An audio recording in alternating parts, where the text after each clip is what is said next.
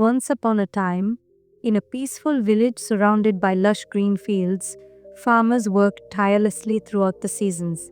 Their sweat and determination turned the land into gold, producing bountiful harvests of rice grains and fresh vegetables. The entire village thrived on farming, depending on the town markets to sell their produce. But one year, an unexpected challenge struck. A sudden outbreak of a mysterious illness forced the people into isolation. Markets closed, roads were deserted, and the once lively town square stood eerily silent. Fear gripped the village, as farmers worried about their crops rotting away without buyer. Families who depended on daily earnings saw their hopes fading. Among them was a young man named Surya, sharp-minded and optimistic individual. He lived with his wife, his little daughter, Ainu, and his elderly parents. His family, like many others, was struggling. He watched as the village elders sighed in despair, unable to find a way out of the crisis. But Surya refused to accept defeat. One evening, as he sat outside his home, his daughter Anu tugged at his sleeve. "Papa, if people can't go to the market, can't the market go to them?" Surya looked at his daughter, startled by the simplicity of her words.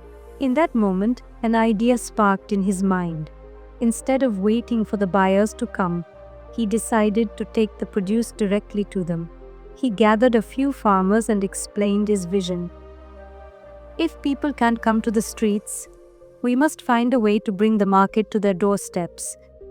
With the help of a few volunteers, he organized mobile carts, each carrying fresh vegetables, rice grains, and essential goods. These carts, covered for safety, were sent to different neighborhoods in the town. Buyers could place orders through simple handwritten notes, dropped outside their doors, and the farmers would deliver directly to them. At first, some were skeptical. "How will people trust this new way?" an old farmer asked. Surya smiled, "Because when you bring solutions with sincerity, people trust you." The first day, they sold a few bags of rice and some vegetables. The second day, demand doubled. By the end of the first week, Surya and his team were overwhelmed. The townspeople were eager for more. Orders started pouring in, not just from nearby houses, but from surrounding villages. A village elder approached Surya in amazement. "Son, we thought we would lose everything. But now, people are asking if we can send food beyond our town. What do we do?" Surya's mind raced. An idea struck him like lightning. He quickly gathered the younger villagers. "We need to create a network. Instead of us delivering everything, we will assign distribution points in every neighborhood. Families can come one by one at scheduled times to collect their goods." Time was running out. Some crops wouldn't last long. Surya's new system had to work fast.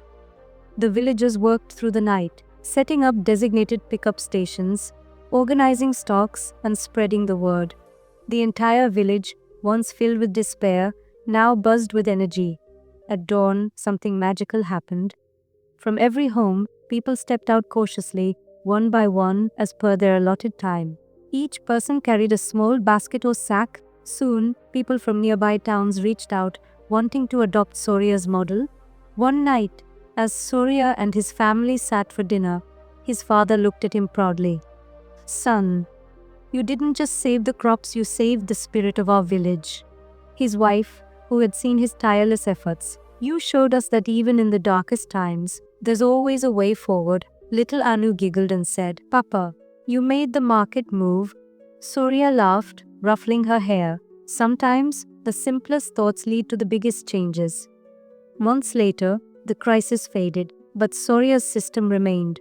The village had discovered a new way of doing business, one that connected them more deeply with the people they served. Surya was invited to different towns to share his ideas. His name became known beyond the village, not as a businessman, but as a problem solver, a leader who saw light when others saw only darkness. Surya's story reminds us that in a world facing recession in IT, uncertainty in business, and shifting organizations, positivity isn't just about hope.